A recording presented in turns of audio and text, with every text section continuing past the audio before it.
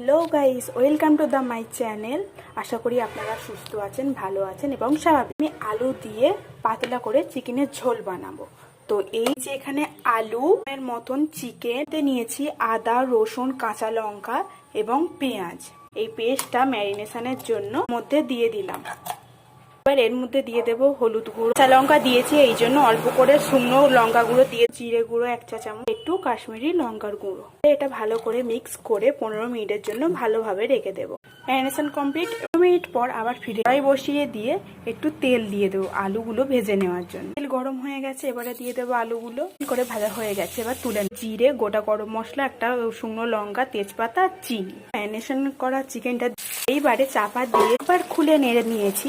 আবার একটু চাপা দিয়ে কষিয়ে ভাজা আলুগুলো কষানো হয়ে গেছে, এবারে নুন দিয়ে দেবো পরিমাণ মতো। আমার চিকেন কষানো, আমি এর মধ্যে গরম জল দিয়ে দেবো। এদিকে আমার পাতলা ঝোল কমপ্লিট। এবারে একটু গরম মশলা ছড়িয়ে